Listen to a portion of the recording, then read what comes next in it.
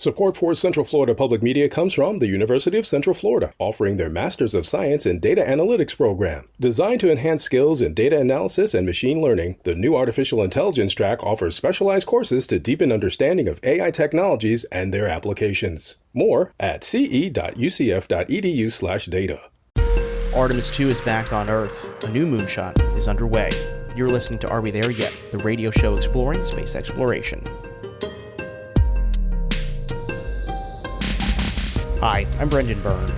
The crew of Artemis II is back home after a successful mission around the moon and back. This week, we'll reflect on this mission's significance and how it's being used to inspire the new Artemis generation. We'll do that by meeting one teacher who's using this mission to inspire the next generation of space enthusiasts. And as NASA targets another Artemis launch next year, work is already underway to launch that mission from the Kennedy Space Center. Reflections on Artemis II and what's ahead for Artemis III, that's ahead on Are We There Yet?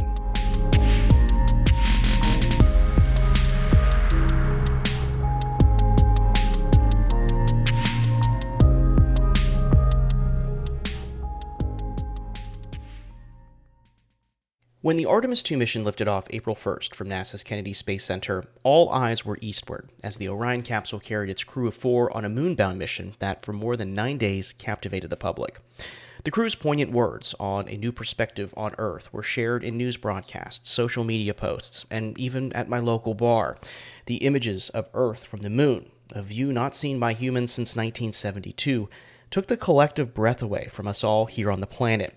All over social media, people shared an emotional tear when the crew announced the naming of a crater on the moon, Carol, after the late wife of Commander Reed Wiseman, and we held our breaths waiting for Orion's parachutes to open, safely returning them home.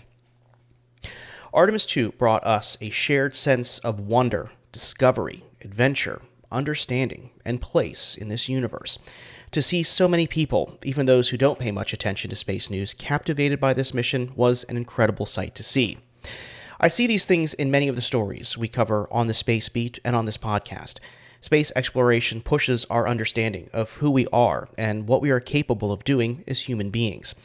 As humans, we are explorers and long for an understanding of who we are, how our planet formed, and whether or not we are alone in this universe. The Artemis II mission will help us answer those questions. The images of our planet, fragile like a glass marble on the darkest of black backdrops, gave us a new perspective of spaceship Earth amidst the vast cosmos. The geological observations of the lunar surface will help us understand our closest celestial neighbor and where it came from, and in turn, explain the origins of our planet. Artemis II achieved nearly all its set objectives as a test flight, except for that pesky toilet. What lessons are learned from this mission will go into the following Artemis missions, including one scheduled for 2028 that will return humans to the lunar surface for the first time in more than 50 years. NASA Administrator Jared Isaacman is calling this moment the golden age of space exploration. He has charged his agency with launching an Artemis mission once a year. He wants dozens of payload missions sent to the moon, and he's calling for the creation of a lunar base to host astronauts for weeks at a time, conducting science from the moon much like we do now on the International Space Station. Most of those missions will launch from here. Central Florida Public Media will be there to report on them. Only time will tell if Isaacman and NASA can pull off such an ambitious vision for our lunar future. But right now, he has the public support. The Trump administration called for yet another cut to NASA's budget, but a key lawmaker has rejected that proposal and seeks to fund NASA fully, a sign of support for Isaacman and his mission. The Artemis II mission was a giant step in a new direction for NASA, one that is taking the leap beyond low Earth orbit and venturing once again to places we've never been before. Artemis IV could take humans to the lunar South Pole, a mysterious region of the moon full of intrigue. It's also a dangerous environment for astronauts, with temperature swings that dip as low as negative 334 degrees Fahrenheit. Those astronauts who venture there, possibly as soon as 2028, will take us along for the journey as humanity roots them on, exploring places we've never been to. This podcast began in 2016 with a need and desire from our audience for more space news. In this post-Artemis II moment, that desire is reignited. It's our job as a news organization with a podcast that covers space to meet this moment, and we intend to do that by continuing our coverage of space on all of our platforms, with a focus on capturing the curiosity, wonder, and awe of it all that the Artemis II crew brought to us. On behalf of the Are We There Yet team, we are excited to tell this story, and we are incredibly gracious that you, the audience, trust us with this task. As it's commonly said in the space world, as we embark on a new journey, I'll end with this phrase, ad astra, which means to the stars. And to the stars, we'll tell that story.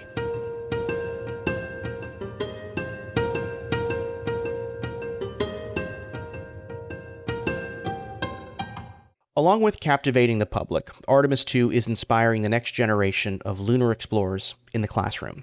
At Goldsboro Elementary in Sanford, Florida, Robert Wakeland is in charge of the Magnet School's Space Lab. Just like art or music classes, students get to stop by Wakeland's out-of-this-world classroom to learn about space, including the Artemis missions. Our producer Marion Summerall spoke with Wakeland about the Space Lab and how he's using this moon mission to help educate and inspire students.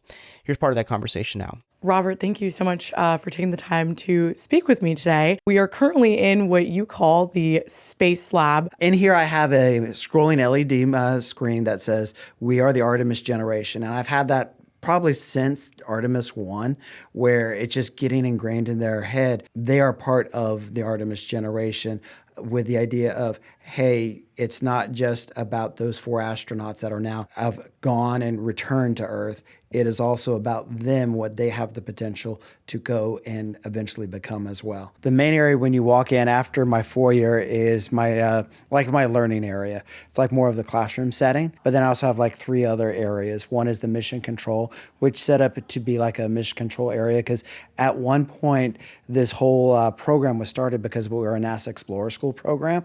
So the idea was to like simulate what a mission would have been in the shuttle era. So even though we don't maintain that software anymore because it's out of date and Windows has gone beyond that, we still maintain the lab and do functionalities and things related to space and mission control. And then our experiment bay, which allows us to do things in small groups with students, from doing flight simulators. I can hook up microscopes. So instead of looking through a small eyepiece, I have a 32 or 40-inch screen that they get to look in. So it gives them a variety of opportunity to do things. And then the last area is our planetscape, which there's 2 components to that. One is a lander area where there is a couple devices in there with Bluetooth capability, and I have some bots and a 3D printer. And the other area is also a planetscape, which allows for a moon experience, but also I can change it to like a red color, or I can change the color scheme to any colors I will pretty much want it to. So it just becomes, wow, I'm learning in a unique environment. It literally looks like I've stepped into another world in here. There are posters all over the wall. I'm looking at JWST images. I'm looking at Artemis. Being able to look around the room and see some signs of Artemis, I'm imagining must be pretty cool, especially because they got to watch in your classroom, obviously the day after since the launch happened at night, but some of the things that have been going on. Like in here, I have posters that certainly relate to Artemis from Artemis I and the rocket. I also have in here pictures of Artemis II with the 4 astronauts. I also have the flight path in here. So again, I have the Orion capsule, which again, things I talk about regularly. So it's not necessarily in here a special occurrence, but more of this is happening now. It's history in the making. Let's watch it. Let's talk about it. I showed to all 3 of my morning groups the splashdown video. In my lessons, we were talking about force, so I talked about the drag and the gravity. So I relate it to exactly what we're doing, and then it's like, 90 minutes later plus, then the astronauts get off after splashdown, So again, it's not just it's something special. Yes, it is something special in history, changing event, but also this is what we are focused on in this lab. When they first walk in, they see we are part of the Artemis generation. Really, what is the significance of that, and why is it so important for you as an instructor to get that message across? It's what's next. It's where the future of humanity is trying to be pushed and go forward at. It's not like we want to just return to the moon. The idea of having a presence on the moon and that they have the potential to one day be involved with such a historic event of how humanity continues to go beyond Earth in a permanent fashion.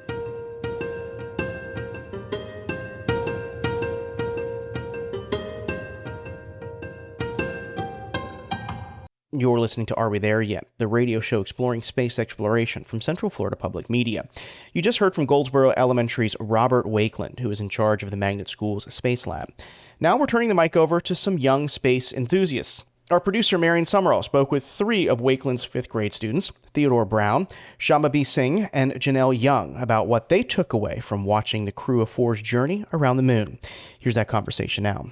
There is a saying that y'all are really the next era of STEM space engineers and astronauts and everything like that. And so I really wanted to talk to you about how you're feeling about Artemis. Kind of made me feel like I was old because I remember when my grandma used to talk about watching the moon landing for the first time, and I was like, well, this is kind of similar. So I was like, this is kind of weird. It's kind of history repeating itself, but I get to see it for the first time, so it's like, oh wow, this is really different. I think it was like really exciting to see this because I've never actually seen like anything go to the moon, or like it has been a really long time since we've like gone to the moon, so it was really exciting for me. And also seeing it launch, like I've never seen a rocket launch. Well, for the takeoff, I was watching the feed, and honestly, I didn't really think much of it because I thought it was just another regular launch. And then we went outside to see it, but all we could see was part of the comm trail, and then it was past the clouds. But talking about it in the classroom and seeing the video feed of them in the rocket was a pretty cool experience because we don't usually do that. I just feel like this rocket launch is one to remember because we haven't been to the moon since the Apollo missions. Is there anything you took from this mission that you would say was like the coolest part? I think the coolest part was like when the solar eclipse, was it?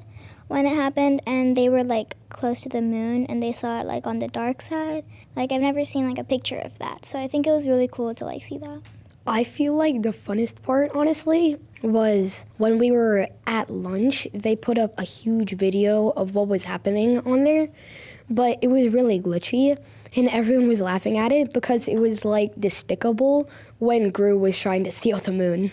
So that was pretty funny.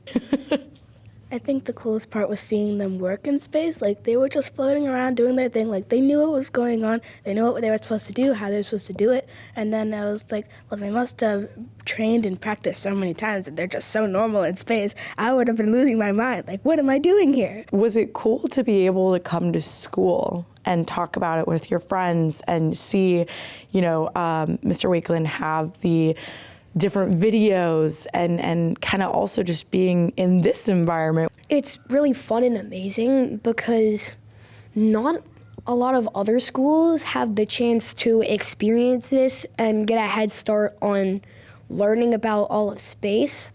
Obviously, we can't really pick favorites, but if you had to pick a favorite astronaut from this Artemis II mission, do you have a favorite? I don't remember her name specifically, but it's the girl. Christina. Because she is the only woman to fly to the moon. And I feel like that's a really cool achievement because there's literally no one else except her that can be the first woman to fly to the moon. There were a lot of firsts on this mission, which was just super cool. Favorite was he's like the first African American that I've seen go to the moon. So I think that was really cool. Yeah, he's my favorite. So I can't pick one favorite because they're only good because of each other. So I feel like as a group, they work really well together. Like if the captain wasn't there, then they wouldn't have a flight. So I feel like I can't pick one favorite because they all need each other. That's a great answer too. Wow. Okay, guys, this was so much fun. Thank you so much for taking me through your space lab here. This was awesome. Of course. That was our producer, Marion Summerall, speaking with 5th grade students from Goldsboro Elementary in Sanford, Florida. The students were Theodore Brow, Shambhavi Singh, and Janelle Young. Still to come, the work ahead to prep for the next Artemis mission. They immediately said, oh no, we're going to roll back right away. We're going to start processing for Artemis III. And we're like, wow, okay, they're serious about this. So we really haven't had too much time to relax and reflect. And yeah, moving right into Artemis III. So no rest for the weary. A look at the work ahead for NASA's crawler transporter, plus a veteran NASA astronaut reflects on the importance of Artemis. That's ahead on Are We There Yet?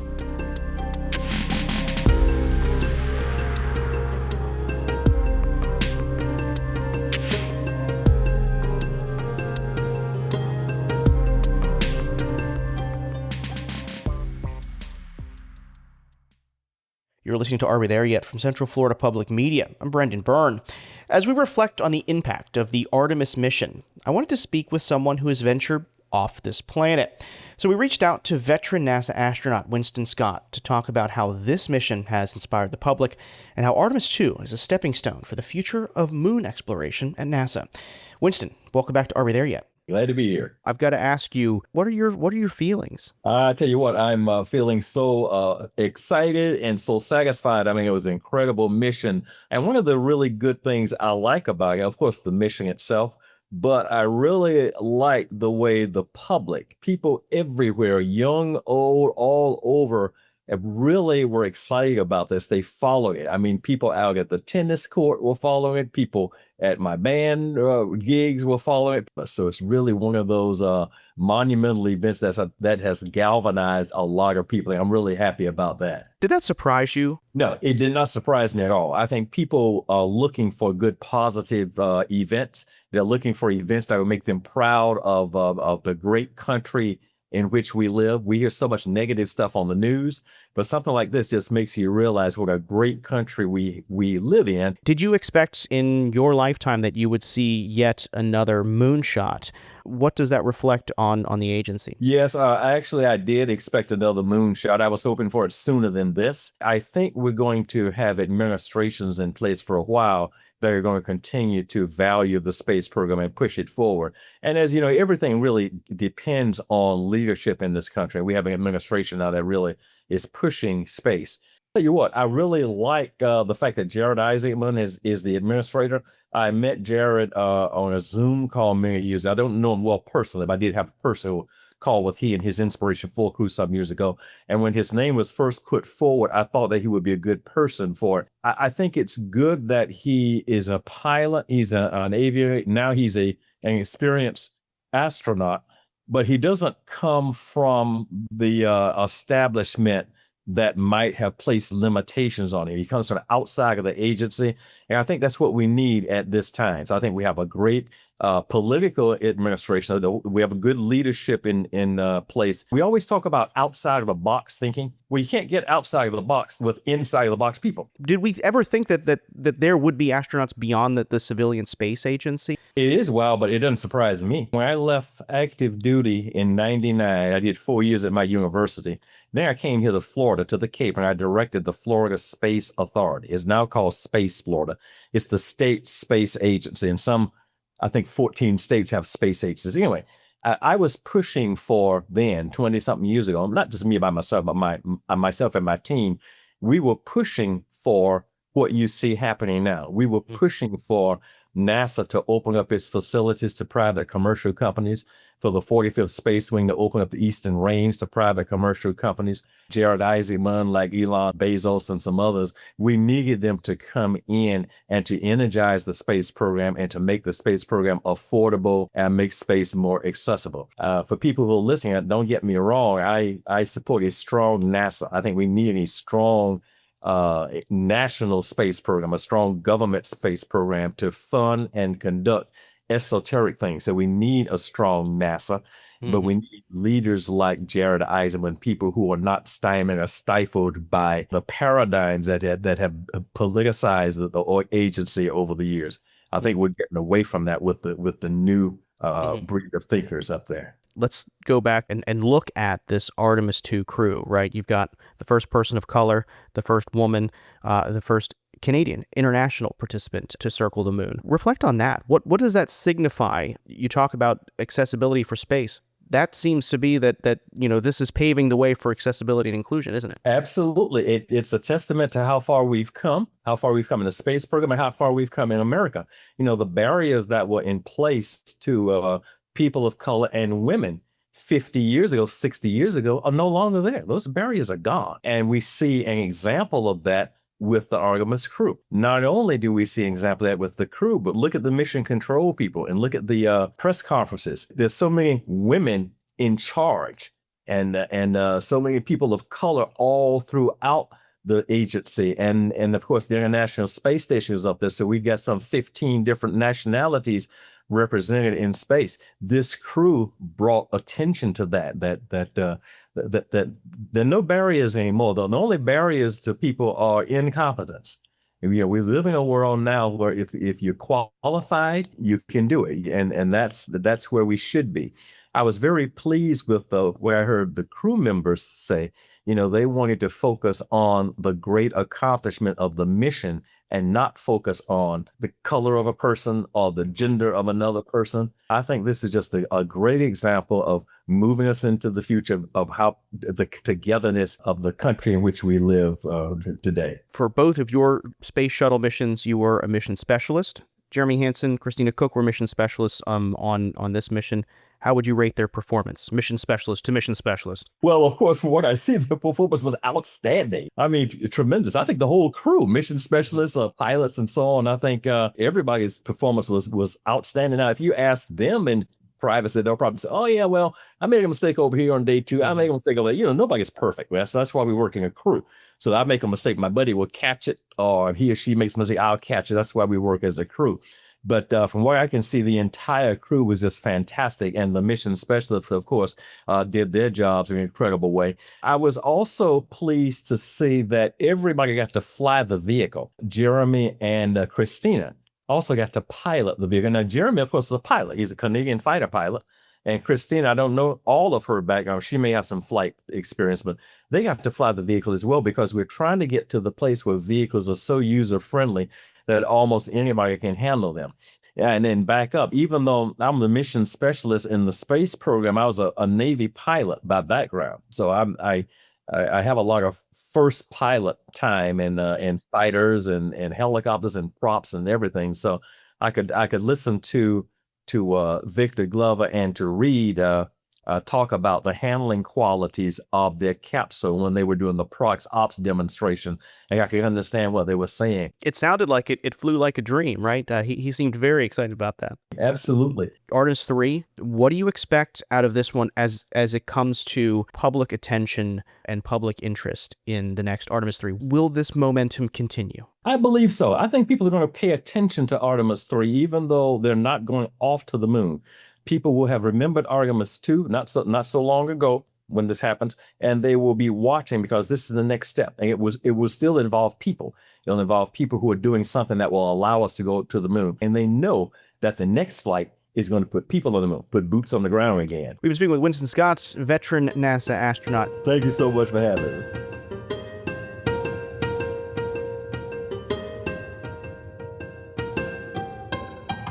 It's not even a week since Artemis II splashed down in the Pacific Ocean, ending the more than 9-day mission. Still, work has already begun on Artemis III. John Giles is the Crawler Element Operations Manager at NASA's Kennedy Space Center.